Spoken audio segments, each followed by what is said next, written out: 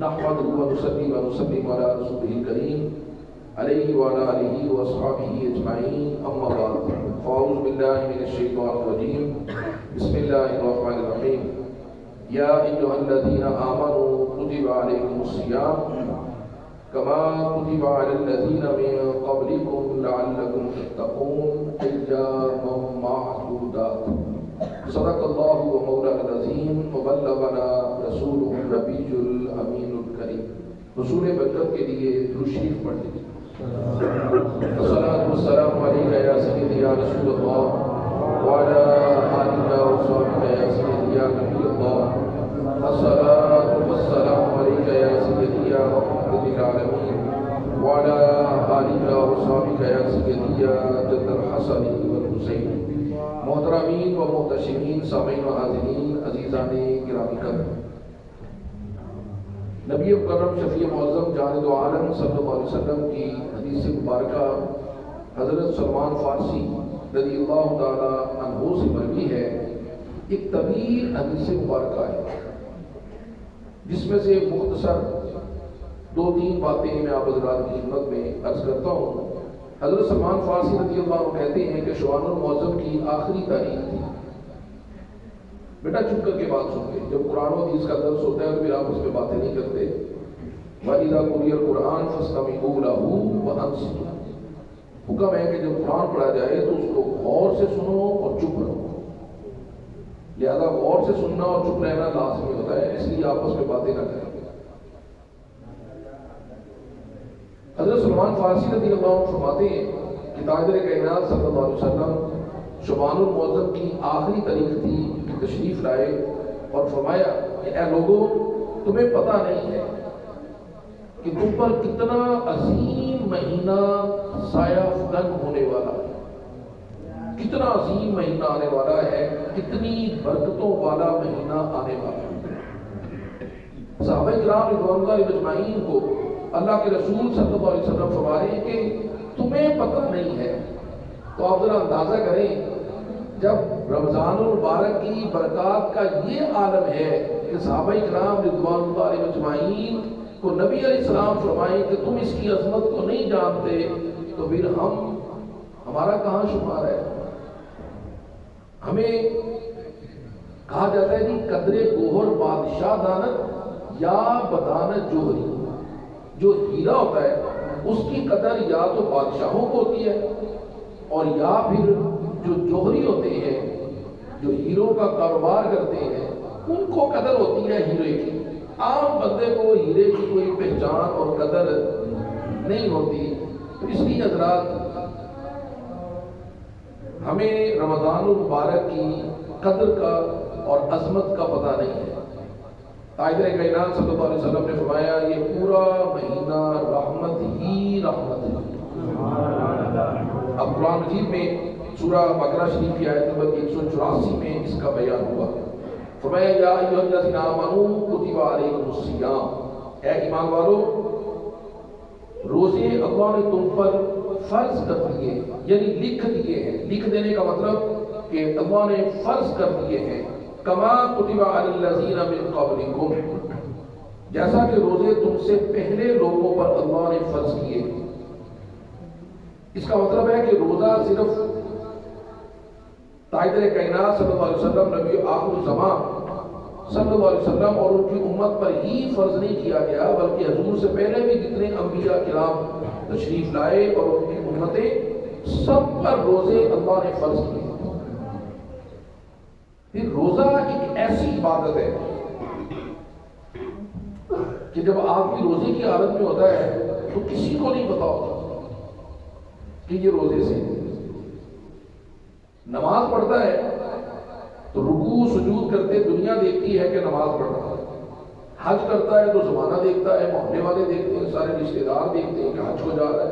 وہاں صفا مروہ میں دوڑے لگاتا ہے، طواف کرتا ہے، تو ساری دنیا دیکھتی ہے. زکوٰۃ دیتا ہے تو کسی اور کا نہ بھی پتہ کرے تو کم از کم جس کو دی جا رہے ہیں اس کو تو پتہ چلتا ہے نا کہ میرے ساتھ بھلا کر رہا ہے، نیکی کر رہا ہے. لیکن روزہ ایک ایسی عبادت ہے کہ جو اللہ سبحانہ و تعالیٰ کے سوا کسی کو پتہ نہیں ہوتا کہ بندہ روزے سے ہے۔ آپ کہیں گے کہ جب بندہ روزہ رکھتا ہے تو گھر والوں کو پتہ ہوتا ہے۔ اب میں گھر والوں کے ساتھ بیٹھا کھانا کھا رہا تھا تو بھائی روزہ تو کھانا چھوڑنے کا نام ہے، کھانا کھانے کا نام تو روزہ نہیں ہے نا، تو ہم نے کھانا ہی کھایا نا، تو کسی کو کیا پتا کہ کھانا کھایا ہے تو بعد میں سارا دن روزے سے ہے کہ نہیں ہے۔ تو آقا علیہ السلام نے فرمایا، اللہ فرماتا ہے الصوم لی، اس بندے نے روزہ صرف میرے لیے رکھا اور کوئی جانتا ہی نہیں، کسی کو پتہ ہی نہیں ہے۔ نماز میں ریا ہو سکتی ہے، زکات میں دکھلاوا ہو سکتا ہے کہ لوگ کہیں گے بڑے شریف ہیں، بڑے نمازی ہیں، بڑے حاجی ہیں، بہت خدا ترس آدمی ہے، بڑے سخی ہیں، بڑے مہربان ہیں، لیکن روزے کی حالت میں بندہ ہو تو اللہ کے سوا کوئی نہیں جانتا۔ پھر آدمی اگر چپ کر پانی پی لے یا وضو کرے تو منہ میں کلی کرنے کے لیے پانی ڈالے تو آدھا حلق سے نیچے اتار لے تو کسی کو کیا پتہ چلتا ہے، کسی کو کچھ پتہ نہیں ہوتا۔ لیکن واللہ روزے دار جو ہے وہ منہ میں پانی کلی کرنے کے لیے ڈالے بھی تو ایک قطرہ بھی حلق سے نیچے نہیں جانے دیتا، سارے کا سارا باہر نکال دیتا ہے۔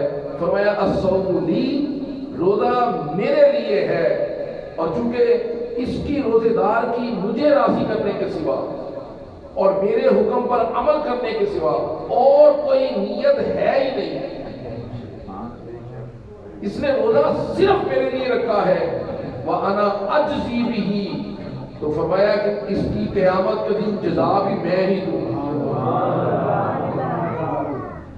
اور ایک اس کا مفہوم یہ ہے کہ ہر نیک عمل کی جزا جنت ہے، اور رب تعالیٰ فرماتے ہیں کہ جو روزے دار ہے الصوم لی وَأَنَا أَجْزِي بِهِ، نیکوکار صالحین اس کے بدلے میں جنت کو پائیں گے، اور روزے دار اللہ سبحانہ وتعالیٰ کی ذات کو پائیں گے۔ لَعَلَّكُمْ تَتَّقُونَ، فرمایا یہ روزے تم پر اس لیے فرض کیے گئے کہ تمہیں پرہیزگار بنا دے، تمہیں نیکوکار بنا دے۔ حضرات ہم روزہ قرآن مجید کی ایک اور آیت کریمہ کے حوالے سے مفسرین فرماتے ہیں کہ روزہ جو ہے وہ کم از کم 5 چیزیں سکھانے کا نام ہے۔ اگر کوئی آدمی روزہ رکھتا ہے، اور ہم الحمدللہ ہر سال روزہ رکھتے ہیں، پورا مہینہ روزہ رکھتے ہیں، تو فرماتے ہیں علماء کرام قرآن کریم کی روح سے کہ روزے کے 5 سبق ہیں۔ قرآن مجید میں آتا ہے الصابرین، روزہ سب سے پہلے انسان کو صبر سکھاتا ہے، کیونکہ کتنی بھوک لگی ہوتی ہے، پیاس لگی ہوتی ہے، بندہ آرام سے چھپ کر کے بیٹھا ہوتا ہے، کوئی معاملہ نہیں کرتا کہ مجھے بھوک لگی ہے میں کیا کھاؤں، ذہن میں خیال بھی نہیں آتا، سوچتا بھی نہیں ہے کہ میں کیا کھاؤں۔ اس کو پتا ہے کہ میں روزہ ہے، دوپہر کے وقت میں، عصر کے وقت میں کتنی بھوک لگی ہوتی ہے، پیاس لگی ہوتی ہے، لیکن بندہ کھانے کی طرف نہیں جاتا، بلکہ وہ اپنے آپ کو روک کر رکھتا ہے۔ صبر کا معنی ہے روکنا۔ بھائی وہ کس سے اپنے آپ کو روکتا ہے؟ اللہ کی نافرمانی سے روکتا ہے۔ تو روزہ سب سے پہلے انسان کو صبر سکھاتا ہے۔ آقا علیہ السلام نے فرمایا کہ کتنے روزے دار ایسے ہیں جن کا روزہ انہیں بھوک اور پیاس کے سوا کچھ نہیں دیتا۔ کیوں؟ اس لیے کہ وہ روزہ تو رکھتے ہیں، لیکن روزے کی جو حقیقت ہے، روزے کا جو سبق ہے، اور روزے سے جو سبق ملنے والا ہے، نہ اس نے لیا نہ اس نے اس پر غور و فکر کیا کہ روزے نے تو مجھے اللہ کی نافرمانی سے رکنا سکھایا کہ کوئی بھی نہیں جانتا تھا، میں پھر بھی رکا ہوا تھا کہ کہیں میرا رب ناراض نہ ہو جائے۔ رب سے محبت کے لیے، رب کو راضی کرنے کے لیے روزے دار صبح سے شام تک کھانے پینے سے رکا ہوا تھا، صرف اس لیے کہ کہیں رب کی نافرمانی نہ ہو جائے۔ تو روزہ کا سب سے پہلا سبق جو ہے کہ روزہ انسان کو صبر سکھاتا ہے، اور اگر طبیعت اور مزاج میں صبر نہ ہو تو یاد رکھیں کہ پھر ہم نے روزے سے کچھ نہیں سیکھا۔ ذرا سی بات پر ایک دوسرے سے الجھنا، اور ذرا سی بات پر آپے سے باہر ہو جانا، اور تھوڑی تاخیر ہو جائے کسی کام میں تو فوراً غصے میں آ جانا، اور انسان کی طبیعت میں ٹھہراؤ ہی نہ ہو، صبر ہی نہ ہو، تو اس کا مطلب ہے کہ اس نے روزے سے کچھ نہیں سیکھا. اور انسان کی بری عادتیں جس کو قرآن نے بیان کیا ان میں سے ایک جلد بازی ہے. فرمایا ان الانسان کان عجولا، یہ جو انسان ہے یہ بڑا جلد باز ہے. ایسے کہتے ہیں بس ہر کام چٹ پٹ ہو جائے. کسی آدمی کو دیکھتے ہیں کہ وہ امیر ہے، کسی آدمی کو دیکھتے ہیں کہ وہ کامیاب ہے، کسی آدمی کو دیکھتے ہیں کہ بڑا نیک صالح متقی ہے، عالم ہے، تو ہم چٹ پٹ سمجھتے ہیں کہ ہم بھی بس ایسے ہی ہو جائیں. تو بھائی اس سے پوچھو کہ اس نے زندگی لگا دی اس پر، اس مقام تک پہنچنے کے لیے. یہ ایک دن میں نہیں پہنچا. لہذا یہ بچوں کو بات بتا رہا ہوں کہ بیٹا اپنی زندگی میں ٹھہراؤ پیدا کرو، اپنی زندگی میں تسلسل پیدا کرو. صراط مستقیم طویل راستے کا اور جد و جہد کا اور تسلسل کا نام صراط مستقیم ہے. لگے رہنے کا نام صراط مستقیم. یہ نہیں ہم ایک سے دو دفعہ کسی کو، یہ اکثر میں نے دیکھا ہے علماء کرام اور پیران نظام کی طبیعتوں میں بڑا جلال ہوتا ہے، بڑی جلدی غصے میں آ جاتے ہیں. آپ یقین کریں کل میں ایک صاحب سے بات کر رہا تھا، ان کا بچہ ہمارے مدرسے میں پڑھتا ہے، تو میں بچے کے حوالے سے میں نے ان کو فون کیا تو آگے سے کوئی بات ہوئی تو مجھے کہتے کہ اگر تسی برا نہ مناؤ تو میں ایک گل کہوں. تو مجھے اتنی شرم آئی کہ دیکھیں یعنی کہ ہر بندہ جو ہے وہ ہم سے بھی اگر بات کرتے ہوئے، ہم جو اس مسند پر بیٹھے ہیں، مصلی پر بیٹھتے ہیں، اور ہماری جو مسند ہے جو استاد کی مسند ہے، اگر بچوں کے والدین بچوں کے استاد سے بھی بات کرتے ہوئے ڈریں گے اور ان کو یہ لگے گا کہ میری گالدہ انہوں نے غصہ کر لینا ہے، تو آپ بتائیں پھر ہم تبلیغ کیا کریں گے. اور کہتے ہیں مولوی صاحب کو نہیں کو گل نہ کرے بڑے جلالی نے ماڑی جو گل ہوئے کہتے لو مسئلے کا تمہیں پتا ہے کہ سانو پتا تھی بہت جانتے ہیں کسی بہت جانتے ہیں کتاباں تھی پڑھی ہیں کیسی پڑھی ہیں. ایک منٹ جناب لوگوں کے گھر پہ جاتے. یہ طبیعتیں اللہ کے برگزیدہ لوگوں کی نہیں ہے. طبیعت میں ٹھہراؤ آئے، یہ روزے کا پہلا سبب ہے. والصادقین، فرمایا پھر روزہ صدق اور سچائی سکھاتا ہے. دیکھیں نا آدمی روزے سے ہو تو لوگ کے کھانا رہے تو سچا کہ جھوٹا ہے نہیں؟ جھوٹا ہوا نا. تو سچا کیا ہے؟ اب دیکھیں ہر آدمی جو ہے وہ روزے سے ہے، اور روزہ انسان کو ایسی سچائی سکھاتا ہے، ایسا صدق سکھاتا ہے کہ روزے کے سوا یا کسی اور عبادت سے یا کسی اور کام سے انسان کے اندر ایسی سچائی اور ایسا صدق اور ایسا اخلاص پیدا نہیں ہوتا کہ یہ راز اور سچائی صرف بندے اور اللہ کے درمیان میں رہتی ہے. اور آقا علیہ السلام نے فرمایا سچائی وہ خدا کی قسم جس کو صدق مل جائے، صدق کہتے ہیں سچائی کو، جس کو صدق مل جائے، آقا کریم صلی اللہ علیہ وسلم نے فرمایا اسے دنیا اور آخرت کی کامیابی مل جاتی ہے. الصدق ینجی والکذب یہلک. یاد رکھو جو سچ ہے یہ انسان کو کامیاب کر دیتا ہے، اور جھوٹ وہ انسان کو ہلاک کر دیتا ہے. والکذب یہلک. وقتی طور پر لگے گا کہ جھوٹ بول کر نفع ہو گیا ہے، وقتی طور پر لگے گا کہ دھوکہ دیا، جھوٹ بولا، فائدہ ہو گیا، اگلے کو بیوقوف بنایا تو فائدہ ہو گیا. وقتی طور پر نفع ہو سکتا ہے لیکن حقیقت میں وہ ہلاکت ہے، تباہی ہے، بربادی ہے. تو روزہ انسان کو اصل میں صدق اور سچائی سکھاتا ہے. دیکھیں میں واز کر رہا ہوں تو پتہ نہیں اللہ اللہ تعالیٰ معاف فرمائے، اللہ تعالیٰ ہمیں محفوظ رکھے، میری نیت میں کیا ہے یہ تو کوئی نہیں جانتا. ظاہری طور پر دیکھ رہے ہیں کہ بڑی اچھی باتیں کر رہے ہیں اور بھلے ماس ہے، بڑی قرآن و سنت کی باتیں کر رہے ہیں. اور حضور اسلام نے فرمایا کہ اللہ سبحانہ و تعالیٰ فرماتا ہے کہ میں حکمت والے کی ہر بات قبول نہیں کرتا، بلکہ قبول کرنے سے پہلے اس کے دل کو دیکھتا ہوں. اگر وہ میری رضا کے لیے بات کرے تو قبول کرتا ہوں ورنہ رد کر دیتا ہوں. اور روزہ ہے جو انسان کو ہر کام اللہ کی رضا کے لیے کرنے کی ایک تلقین کرتا ہے اور درس دیتا ہے اور سبق سکھاتا ہے اور پریکٹس کرواتا ہے کہ انسان کے اندر صدق کیسے پیدا ہوگا. جیسے روزے کی حالت میں اللہ کے سوا کسی کو پتہ نہیں تھا، لہٰذا وہ جو نیک کام کرے تو اس کی اجر کی نگاہیں صرف خدا کی ذات پر رکھے، دنیا سے اس کی توقع نہ کرے. ہمارے رویے بڑے بڑے نیکوکار لوگ اور وفادار لوگ، ان کے رویے بھی لوگوں کے ساتھ نامناسب ہوتے ہیں، اور ان کے پاس جواب کیا ہوتا ہے اس نامناسب رویے کا؟ ارے اسی بڑی لوگوں نے پڑھائی کر کے دیکھ لے، کہنے کوئی چنگا سکھا نہیں دیتا. اہی لوگوں نے جنہ چنگا کیتا لوگوں نے اُنہ ہی ساڑھے نال برا کیتا. لہذا اب پھر کیا کیا؟ ہم نے بھی برا کرنا شروع کر دیا.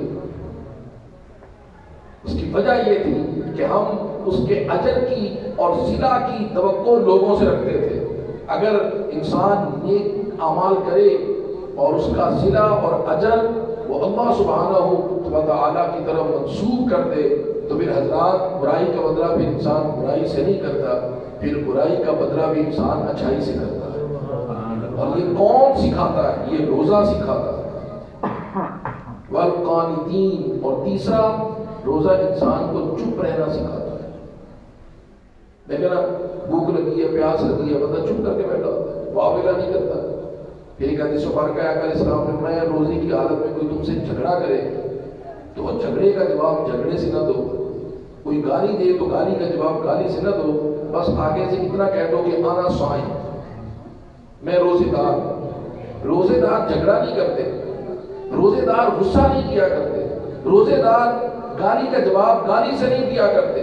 اس لیے کہ روزے دار تو عبادت کر رہے ہوتے ہیں، اور عبادت اللہ کی فرما برداری کا نام ہے.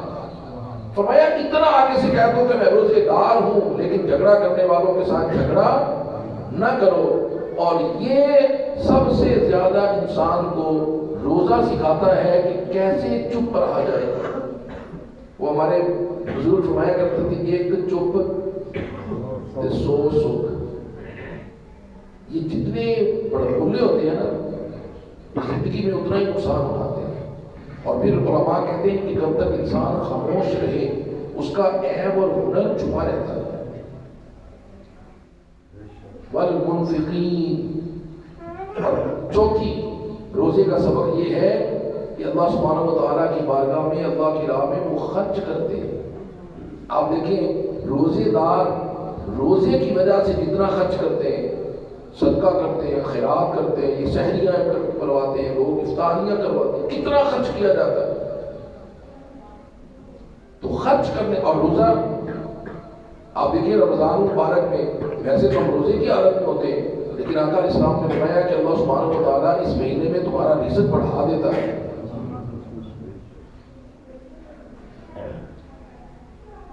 تو روزہ ہمیں اللہ کی راہ میں خرچ، جیسے جان، دیکھیں سب سے زیادہ انسان کو عزیز اپنی جان ہوتی ہے، اور روزے دار اللہ کی رضا کے لیے بھوک اور پیاس کی مشقت اٹھا کر اپنی جان اللہ کی راہ میں لگاتا ہے.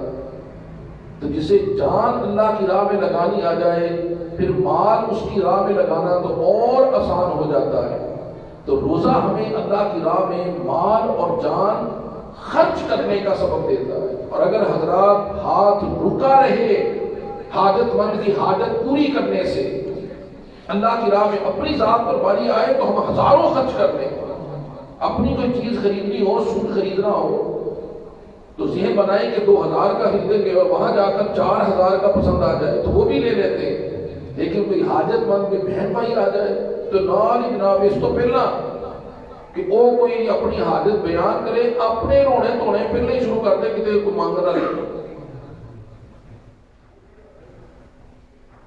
تو یاد رکھیں جو بخیل ہوتے ہیں، جو کنجوس ہوتے ہیں، وہ اللہ کے برگزیدہ نہیں ہوتے. اللہ کے برگزیدہ بندوں کی جو نشانیاں قرآن کریم نے بیان کی تو ان میں سے ایک یہ ہے کہ وہ سخی ہوتے ہیں. اور روزہ انسان کو سخاوت کرنا سکھاتا ہے. اگر ہم نے روزے رکھے اور سال رکھے لیکن ہمیں سخاوت کا درس نہیں ملا، دل سے بخل اور کنجوسی نہ گئی، تو سمجھو کہ ہم نے روزے تو رکھے ہیں لیکن ہم نے اس سے حاصل کچھ نہیں کیا۔ اور پانچواں قرآن کہتا ہے وَالْمُسْتَغْفِرِينَ بِالْأَسْحَارِ، اور جب سحری کا وقت ہوتا ہے تو وہ اللہ سے معافی مانگتے ہیں۔ آپ دیکھیں کہ میں ابھی آ رہا تھا تو ظاہر ابھی فجر کی اذان بھی نہیں ہوئی تھی جب میں گھر سے نکلا، تو گھر سے لے کر پورے راستے میں کئی لوگ مجھے ملے۔ محلے میں کتنے لوگ، کوئی ادھر جا رہا تھا کوئی ادھر جا رہا تھا، تو آپ ابھی فجر کی اذان بھی نہیں ہوئی، آپ کے گاؤں میں داخل ہوا تو کتنے 10 12 لوگ جو ہیں وہ ایک ساتھ جا رہے ہیں، مسجدوں کی طرف لوگ جا رہے ہیں۔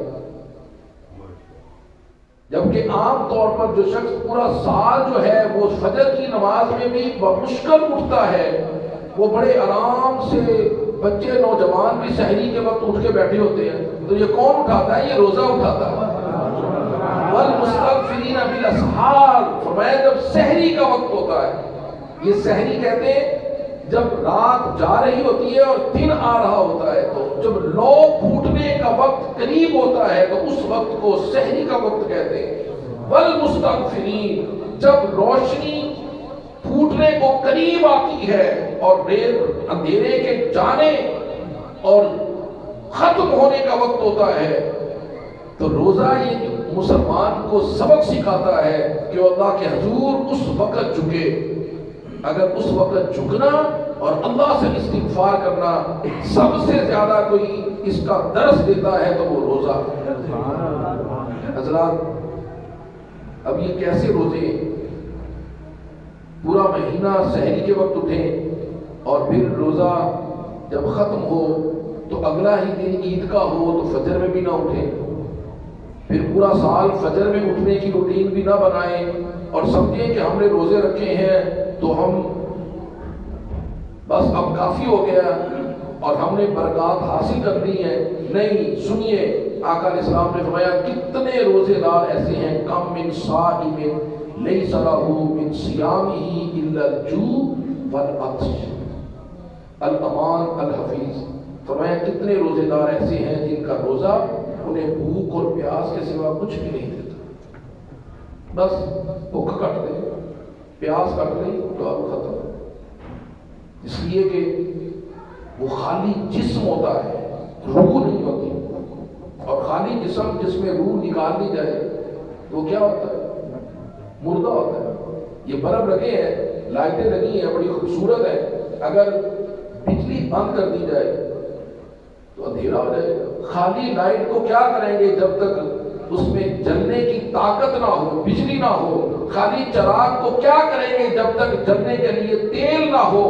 حضرات خالی روزہ رکھ لینا اور رسم سمجھ کے رکھ لینا کہ سارے رکھ رہے ہیں تو ہم نے بھی رکھ لیا، نہ رکھا تو لوگ کی کہیں گے یار بڑا صوفی آدمی ہے، شاہ صاحب نے، مولوی صاحب نے، پیر صاحب نے روزہ ہی رکھتے ہیں۔ گھر والے کہیں گے کہ لو ابو سانو کہتے لوگ روزے رکھا کرو، آپ روزے رکھ دیں گے، کبھی بچوں کی وجہ سے روزے رکھ لیے، کبھی لوگوں کی وجہ سے روزے رکھ لیے، تو بس دیکھا دیکھی رسماً روزے رکھ لیے کہ سارے روزے رکھ دے، کندھا بندہ روزے تو بغیر عجیب پیٹا جا لگے گا، لوگ کہیں کرنا سنیں گے چل یار اس بھی روزہ رکھ لیں، تو بس یہ ایک رسم سمجھ کر، معمول سمجھ کر روزہ رکھ لیا، لیکن روزے کی اصل حقیقت اور اساس کو نہیں جانا، اور نہیں جانا کہ روزہ ہمیں حقیقت میں اللہ فرماتا ہے لعلکم تتقون، ہم نے تو روزے فرض ہی اس لیے کیے ہیں کہ تم پرہیزگار ہو جاؤ۔ ایام معدودات، پھر یہ گنتی کے چند دن ہیں، ہمت کے ساتھ رکھو۔ آپ دیکھیں ابھی آج 8واں روزہ ہے، 9واں، آج 9واں روزہ ہے، تو وہ جو پہلے دوسرے روزے کا جوش و خروش تھا وہ ختم ہو گیا ہے۔ جب روزہ شروع ہوا تو پہلے دن، دوسرے دن جو جوش و خروش تھا اور مسجدوں میں جس طرح رش تھا، اگرچہ ابھی بھی اس کی رمق باقی ہے، لیکن وہ جو شروع والا جوش و خروش تھا وہ 8ویں روزے پر ہی ختم ہو گیا۔ اور آپ ذرا سوچیں کہ جب یہ 30 تک جائے گا تو اس کا آپ مشاہدہ بڑے آرام سے عید کے دن اور عید کے اگلے دن آپ مسجدوں کی وہی پرانے 1.5 صف کے نمازی، اور پھر وہی ویرانیاں، اور پھر وہی، بلکہ عید سے پہلے ہی بازار آباد ہو جائیں گے اور مسجدیں ویران ہونا شروع ہو جائیں گی۔ اور معاذ اللہ بدقسمتی ہے یہ ہماری قوم کی کہ وہ مہینہ جو عبادت کا مہینہ تھا، اس مہینے کو ہم نے کاروبار کا مہینہ بنا دیا۔ سب سے زیادہ کاروبار جو ہے ہر آدمی کا وہ رمضان میں چلتا ہے۔ اس کا مطلب ہے کہ ہم روزے کو، رمضان کو عبادت کا مہینہ بنانے کی بجائے ہم نے رمضان کو خریداری کا مہینہ بنا دیا۔ حالانکہ روزہ تو پرہیزگاری سکھانے آیا، اور اللہ فرماتے ہیں یا معدودات، یہ چند دن کے روزے ہیں، تم ان کو رکھو۔ اور پھر ہمارے استاد محترم فرمایا کرتے تھے کہ روزہ مہینے کے بعد تو چلا جاتا ہے جو فرض ہے، لیکن جاتے جاتے جو سبق دے جاتا ہے وہ سبق، جب قرآن مجید کی میں نے آیت پڑھی، صبر، سچائی، قناعت، چپ رہنا، راضی رہنا، اللہ کی راہ میں خرچ کرنا، اور سحری کے وقت میں اٹھ کر اللہ سے معافیاں مانگنا، یہ 5 سبق ہیں روزے کے۔ یہ روزہ سال کے بعد پھر آئے گا اور دیکھے گا کہ میں نے جو سبق دیا تھا تو پورا سال اس پر کتنوں نے عمل کیا، کتنوں نے یاد رکھا اور کتنوں نے بھلا دیا۔ فمن کان منکم مریضا او علی سفر، فرمایا اگر کوئی تم میں سے مریض ہو جائے یا مسافر ہو جائے، فعدۃ من ایام اخر، تو جتنے روزے بیماری کی وجہ سے یا سفر کی وجہ سے چھوٹ گئے تو بعد میں دوسرے دنوں میں اتنی گنتی پوری کر لے۔ اچھا جی، مسافر جو روزہ چھوڑ سکتا ہے اس کی جو کم از کم مقدار ہے وہ 93 کلومیٹر ہے۔ اگر 93 کلومیٹر کسی نے سفر کرنا ہو اور اس کے سفر کی جو مدت ہے، یعنی جب وہ پہنچ گیا تو اس نے وہاں کم از کم 14 دن رہنا، زیادہ سے زیادہ 14 دن رہنا ہے، تو پھر وہ مسافر ہے۔ اگر 15 دن یا 15 دن سے زیادہ کا قیام ہے تو پھر مسافر نہیں ہے۔ اور اگر سفر 93 کلومیٹر سے کم ہے تو ایسے مسافر کو بھی شرعی مسافر نہیں سمجھا جائے گا، اس کے لیے لازمی ہے کہ وہ روزہ رکھے۔ اور ہاں، اگر کوئی مسافر ہو اور وہ روزہ نہ رکھے تو لوگوں کو کوئی حق نہیں ہے کہ وہ ان کی برآمد کرے۔ چنگا بھلا ہٹا کٹا سفر کر رہے تو پھر بھی ہو گیا، 2 گھنٹے کا 3 گھنٹے کا سفر ہے، 2 گھنٹے کی 3 گھنٹے کی بات نہیں ہے۔ جب اللہ رسول نے رخصت دی ہے تو میں آپ کون ہوتے؟ صحابہ کرام فرماتے ہیں کہ ہم رسول اللہ صلی اللہ علیہ وسلم کے ساتھ ہوتے، اور کچھ صحابہ کرام سفر کی حالت میں روزہ رکھتے تھے اور کچھ نہیں رکھتے تھے۔ جو رکھتے تھے وہ نہ رکھنے والوں کی ملامت نہیں کرتے تھے کہ تو اسی رکھیا تھا، تسی کیوں نہیں رکھیا، اور جو نہیں رکھتے تھے وہ رکھنے والوں کو تان نہیں کرتے تھے کہ تسی وڈے نیک ہی جانتے ہیں، تسی بہتیاں نیکیاں کر کے وکھاندے ہو، تسی بہتا اپنے آپ کو ثابت کرنا چاہتے ہو۔ ہم دوہری، ہمارے حضرت صاحب رحمہ اللہ فرمایا کرتے تھے کہ دنیا کو دونوں طرف داتی ہوتے، داتی کو ایک پاسے دندے ہوتے، دنیا دونوں پاسے چیرتی ہے، نہ یہ آپ کے سکھ میں راضی ہے نہ دکھ میں راضی ہے۔ عبادت کرو تو کہتے ہیں لو جی سانو پتا جی تسی نیک ہو، نہ کرو تو پھر ملامت۔ تو صحابہ کرام فرماتے کہ روزہ رکھنے والے حالت سفر میں نہ رکھنے والوں کی ملامت نہیں کرتے تھے، اور نہ رکھنے والے جو ہیں وہ رکھنے والوں کو کچھ نہیں کہتے تھے، بلکہ ایک سفر میں اس مبارکہ میں آتا ہے کہ جن لوگوں نے روزے نہیں رکھے تھے وہ تیز سفر کر رہے تھے، ان کی سواریاں آگے تھیں، اور جن کے روزے تھے وہ آہستہ سفر کر رہے تھے، ان پر دھوپ اور گرمی کی شدت نے ان کو کمزور اور نڈھال کر دیا تھا۔ تو جنہوں نے روزے نہیں رکھے تھے وہ چونکہ پہلے منزل پر پہنچ گئے تو انہوں نے وہاں جا کر چھڑکاؤ کیا، انہوں نے وہاں جا کر خیمے لگائے، اور جب تک کہ روزے دار وہاں پہنچے تو انہوں نے پانی کا چھڑکاؤ کر کے زمین کو ٹھنڈا کر دیا تھا اور خیمے لگا دیے تھے۔ تو آقا کریم صلی اللہ علیہ وسلم نے دیکھا تو خوش ہوئے، فرمایا آج تو روزے نہ رکھنے والے روزے رکھنے والوں سے آگے نکلتے ہیں۔ اور اگر کوئی تم میں سے مریض ہو، مرض کا مطلب یہ ہے کہ یا تو ماہر ڈاکٹر طبیب آپ کو بتائے کہ روزہ نہ رکھیں ورنہ روزے کی حالت میں آپ کی طبیعت بگڑ جائے گی، یا انسان کا اپنا مزاج اور طبیعت ہے، اسے پتا ہے کہ اگر میں نے روزہ رکھا تو میری طبیعت بہت زیادہ خراب ہو جائے گی، تو ایسی حالت میں وہ روزہ چھوڑ سکتا ہے۔ اس کا مطلب یہ ہرگز نہیں ہے کہ بندہ ہلاک ہونے کے قریب پہنچ جائے۔ بعض لوگ جو ہیں وہ اپنے آپ پر بہت زیادہ تکلیف پہنچا رہے ہوتے ہیں، اپنے آپ کو بہت زیادہ اذیت میں ڈال رہے ہوتے ہیں، حالت بہت زیادہ خراب ہو رہی ہوتی ہے، لوگ اٹھا کر ڈاکٹر کے پاس لے جاتے ہیں، لیکن وہ کہتے ہیں نہیں اسی روزہ نہیں کھولو، اسی روزہ نہیں کھولو۔ نہیں، اپنے آپ کو ہلاکت میں ڈالنا یہ کوئی تقویٰ نہیں ہے، یہ کوئی نیکی نہیں ہے۔ وہ بیماری اتنی بڑھ جائے کہ جتنے ایک روزانے سے چٹتے ہوتے مڑ کے 10 چٹنے پہ جاتے ہیں، یہ کوئی تقویٰ نہیں ہے۔ ہاں اگر بندے میں ہمت ہے، حوصلہ ہے، تو اس کا مطلب یہ بھی نہیں ہے کہ ابھی نکی نکی گال پہ بندہ روزہ لو جی میری طبیعت خراب ہے لو جی روزہ کھول لے، اس کا مطلب یہ بھی نہیں۔ لیکن اس کا مطلب یہ بھی نہیں ہے کہ بندہ ہلاک ہونے کے قریب آ گئے تو کوئی نہیں جی میں روزہ پورا ہی کرنا نہیں۔ جب شریعت نے اجازت دی ہے، شریعت نے اللہ رسول نے جو رخصت کی ہے تو اس رخصت سے فائدہ اٹھانا چاہیے۔ اگر انسان کی طبیعت روزے کی حالت میں بگڑ جائے اور محسوس کرے کہ زیادہ طبیعت خراب ہو رہی ہے تو پھر وہ اس کی میڈیسن لے۔ ہاں میڈیسن لینے میں یاد رکھیں کہ روزے کا اصول یہ ہے کہ روزے کی حالت میں اگر 3 سوراخ ایسے منہ کا، ناک کا اور آنکھ کا، کوئی چیز اگر اس راستے سے جسم میں گئی تو روزہ ٹوٹ جائے گا۔ منہ کے راستے دوائی کھائی ہے تو روزہ ٹوٹ جائے گا، لیکن اگر طبیعت خراب ہے اور انجیکشن لگوانے سے، ٹیکا لگوانے سے طبیعت درست ہو جائے گی تو انجیکشن لگوانے سے روزہ نہیں ٹوٹے گا، کیونکہ انجیکشن جو ہے وہ منہ کے راستے یا ناک کے راستے یا آنکھ کے راستے دوائی اندر نہیں جا رہی۔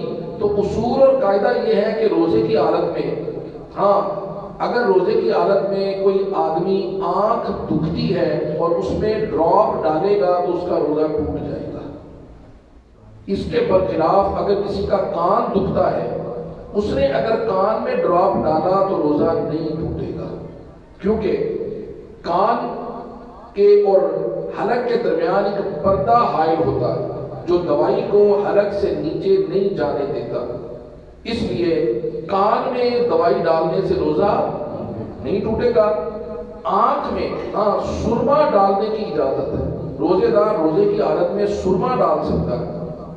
تو بھائی یہ کیوں؟ دوائی ڈالنے سے تو روزہ ٹوٹ جاتا ہے، تو سرمے، چونکہ نبی کریم علیہ السلام کی بارگاہ میں سوال ہوا، پوچھا گیا کہ یا رسول اللہ صلی اللہ علیہ وسلم روزے دار سرما ڈال سکتا ہے؟ تو آقا علیہ السلام نے فرمایا ہاں روزے دار سرما ڈال سکتا ہے۔ چونکہ نبی علیہ السلام نے روزے کی حالت میں سرما ڈالنے کی اجازت دے دی ہے، لہذا علماء کرام فرماتے ہیں کہ سرما جو ہے یہ اس سے مستثنا ہے، اس میں داخل نہیں ہے۔ ہاں البتہ اگر دوائی ڈالی جائے گی تو روزہ ٹوٹ جائے گا۔ تو روزے کی حالت میں اگر کسی نے ڈرپ لگوا لی، اگر تو انجیکشن اور ڈرپ اس لیے لگوائی کہ مجھ میں طاقت آ جائے، روزے کی حالت میں اپنے آپ کو کمزوری محسوس کر رہے ہیں تو چلو تھوڑی توانائی حاصل کرنے کے لیے، تھوڑی فرحت حاصل کرنے کے لیے، تو پھر روزہ ٹوٹ جائے گا۔ ہاں اگر کمزوری اتنی زیادہ لاحق ہو گئی کہ ڈاکٹر نے تجویز کیا، جیسے آدمی کو چکر آنے لگ گئے یا بہت زیادہ ہائی بلڈ پریشر ہو گیا، تو ہائی بلڈ پریشر کی صورت میں ڈاکٹر نے ڈرپ لگوائی یا ڈرپ لگانے کی تجویز دی، تو اس پر ڈرپ لگوا لی یا انجیکشن لگوا لیا، وہ اگرچہ مسل میں ہو یا وین میں۔ بعض لوگوں کے اندر یہ مشہور ہے کہ ماس چ ٹیکا لوائیے تو روزہ نہیں ٹوٹتا، ناڑ دے وچ لوائیے تو ٹوٹ جاتا ہے۔ مسئلہ یہ ہے کہ جو انجیکشن ہے یہ ضروری ہے کہ وہ انجیکشن تکلیف کے لیے اور درد کے لیے ہو، طاقت اور توانائی حاصل کرنے کے لیے نہ ہو۔ روزہ نہیں ٹوٹے گا۔ اسی طرح روزے کی حالت میں قے آ جائے، الٹی آ جائے تو یاد رکھیں روزے کی حالت میں الٹی آئے، تھوڑی ہو زیادہ ہو، الٹی میں کھانا ہو یا الٹی میں صرف پانی نکلے، روزہ نہیں ٹوٹے گا۔ روزے کی حالت میں الٹی آنے سے روزہ نہیں ٹوٹتا۔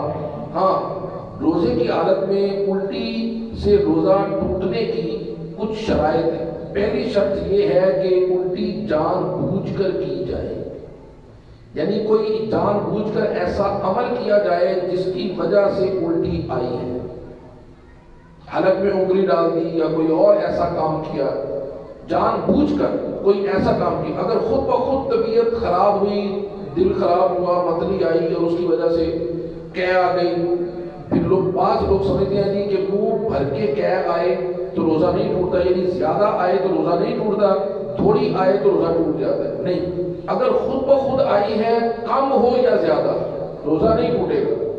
وہ بات مسئلہ ہے کہ اگر کسی نے جان بوجھ کر کوئی ایسا عمل کیا جس کی وجہ سے قے آ گئی، پھر دیکھیں گے کہ وہ جو جان بوجھ کر عمل کیا تھا جس کی وجہ سے الٹی آئی ہے، پھر اب وہ الٹی کی مقدار کم ہے یا زیادہ۔ اگر تو کم ہے تو پھر روزہ نہیں ٹوٹے گا، اگر منہ بھر کے قے آئی ہے تو پھر روزہ ٹوٹ جائے گا۔ منہ بھر کے کا مطلب ہے کہ اگر اس کو روکنا چاہے تو روک نہ سکے، پھر روزہ ٹوٹ جائے گا۔ یہ اس صورت میں ہے کہ جب جان بوجھ کر کوئی عمل کیا جائے جس سے الٹی آئی ہے۔ اگر خود بخود طبیعت خراب ہونے سے الٹی آئے، وہ کم ہو زیادہ ہو، اس میں سفرہ ہو یا کھانا ہو، اس سے روزہ نہیں ٹوٹے گا۔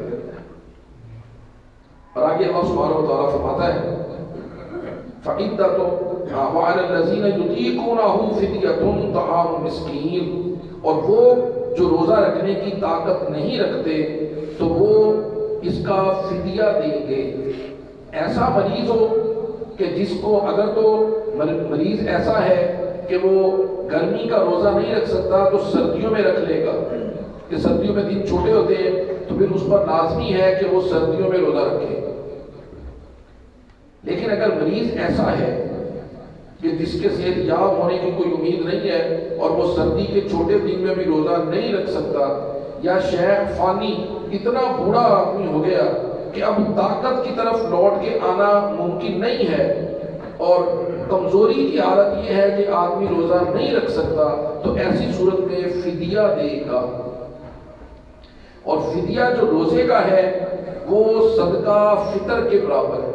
ایک روزے کا فدیہ ایک صدقہ فطر کے برابر، جنہوں فطرانہ اسی کہتے ہیں، جتنا فطرانہ ہوگا اتنا ایک روزے کا فدیہ ہوگا۔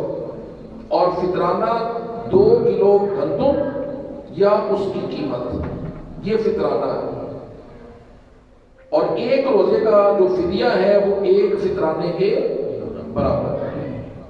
فَمَن تَطَوَّعَ خَيْرًا فَهُوَ خَيْرٌ لَهُ، اور فرمایا کہ اگر وہ فدیہ میں ایک صدقہ فطر کے برابر فدیہ دینے سے فَمَن تَطَوَّعَ خَيْرًا زیادہ کرے تو یہ فَهُوَ خَيْرٌ لَهُ، تو یہ اس کے لیے بہتر ہے۔ وَأَن تَصُومُوا خَيْرٌ لَكُمْ، اور آخر میں فرمایا کہ اگرچہ چھوٹ دی تھی مریضوں کو، چھوٹ دی تھی مسافروں کو کہ وہ چاہیں تو روزہ چھوڑ دیں، لیکن باوجود بیماری کے، باوجود سفر کے اگر برداشت کر سکتے ہیں، جیسے میں نے پہلے عرض کیا، ایسی چھوٹی موٹی بیماری ہو تو بتا روزہ چھوڑ دیں، برداشت کر سکتے ہیں تو اللہ فرماتے ہیں وَأَن تَصُومُوا خَيْرٌ لَكُمْ، تم روزہ رکھ لو تو یہ تمہارے لیے بہتر ہے۔ روزہ ہی رکھ لو تو تمہارے لیے بہتر ہے۔ ان کنتم تعلمون، اگر تم حقیقت جانو۔ اللہ سبحانہ و تعالیٰ راہ رمضان المبارک کی قدر کرنے، اور رمضان المبارک کی اصل قدر یہی ہے کہ دن کا روزہ رکھا جائے اور رات کا قیام یعنی نماز تراویح پڑھی جائے، اور رمضان المبارک کے روزے ذوق اور شوق سے رکھے جائیں، اور پھر اس روزے کا جو سبق ہے جو قرآن کریم کی آیت کی صورت میں نے آپ کی خدمت میں عرض کیا، اس کو یاد رکھا جائے اور اس پر عمل کیا جائے۔ ایک بات آخر میں عرض کرنا چاہتا ہوں کہ جو جس طرح دولت انسان کے اندر تکبر پیدا کرتی ہے نا، حسن، جوانی، حکومت، یہ انسان کے اندر تکبر پیدا کرتی ہے، اسی طرح علم اور عبادت بھی انسان کے اندر تکبر پیدا کرتی ہے۔ تو روزہ ایک ایسی عبادت ہے جو تکبر کو توڑتا ہے۔ اور یاد رکھیں، تکبر کی علامت پتہ کیا ہوتی ہے؟ تکبر کی علامت اور پہچان یہ ہوتی ہے کہ بندہ جو ہے پھر وہ دوسروں کے بارے میں بدگمان رہتا ہے۔ آپ ذرا اندازہ کر لیں اس وقت اپنی سوسائٹی اور معاشرے کا، ہم میں سے ہر فرد جو ہے وہ دوسرے کے بارے میں بدگمان ہے۔ بندہ کرسی پر بیٹھ کر نماز پڑھے نا، چنگے پڑے گھروں توڑ کے آ جاتے تھے، مسیدے آ کے کرسیاں دکھائی ہوتے، انہاں دی نماز ہی نہیں ہوتی۔ ہر بندہ مفتی بنا ہوتا ہے، بھئی اس سے تو پوچھ لو، اس بیچارے کو پتہ نہیں کیا تکلیف ہے۔ ہو سکتا ہے کہ اس کو کمر کی درد ہو سکتا ہے اس کو گھٹنے کی پرابلم ہو، وہ کرسی پر تو بیٹھ سکتا ہے لیکن وہ سجدہ نہیں کر سکتا۔ ہم بغیر حقیقت کو جانے، اس کو کہتے ہیں بدگمانی۔ اور قرآن کریم نے بڑی سختی کے ساتھ ہمیں بدگمانی سے روکا ہے۔ اور پھر پتہ بدگمانی کا نتیجہ کیا نکلتا ہے؟ بدگمانی کا نتیجہ یہ نکلتا ہے کہ طبیعت میں غصہ آ جاتا ہے اور طبیعت جھگڑالو ہو جاتی ہے۔ بندہ بدگمانی کر کر کے نا لوگوں کے بارے میں برا سوچ سوچ کے پھر اس کو لوگوں پر غصہ آنا شروع ہو جاتا ہے، کیونکہ اس کو کوئی اچھا لگتا ہی نہیں ہے، وہ کسی کو اچھا سمجھتا ہی نہیں ہے، وہ ہر کسی کو برا سمجھتا ہے۔ اور ہر کسی کو جب وہ برا سمجھتا ہے اور برائی ہی دیکھتا ہے تو آہستہ آہستہ پھر یہ انسان کو بدگمانی غصے کی طرف لے جاتی ہے۔ اور نبی رحمت صلی اللہ علیہ وسلم نے فرمایا کہ جو غصہ کرنے والے ہیں وہ اللہ کے پسندیدہ نہیں ہے۔ دعا کیجیے کہ اللہ سبحانہ و تعالی ہمیں روزے اس طرح رکھنے کی کہ جو روزے کی اساس ہے، جو روزے کا اصل ہے، جو روزے کی حقیقت ہے، یعنی پرہیزگاری، ہمیں وہ بھی حاصل کرنے کی اللہ توفیق نصیب فرمائے۔ وآخر دعوانا الحمدللہ رب العالمین۔ انشاءاللہ رمضان المبارک کے یہ جو بقیہ جمعے ہیں، 3 جمعے باقی ہیں جی انشاءاللہ، تو انشاءاللہ بقیہ جمعے بھی بس یہ توفیق درس قرآن ہوگا۔ آپ دوسرے دوستوں کو بھی دعوت دیں اور کوشش کریں گے کہ درس قرآن میں لوگوں کا علمی طور پر قرآن و سنت کی روشنی میں بھلا کریں اور لوگوں کو خیر کی، اللہ اور اس کے رسول کے احکامات کی باتیں بتائیں جو لوگوں کے لیے، ہم سب کے لیے دنیا اور آخرت میں نفع کا باعث ہو۔ وآخر دعوانا الحمدللہ رب العالمین۔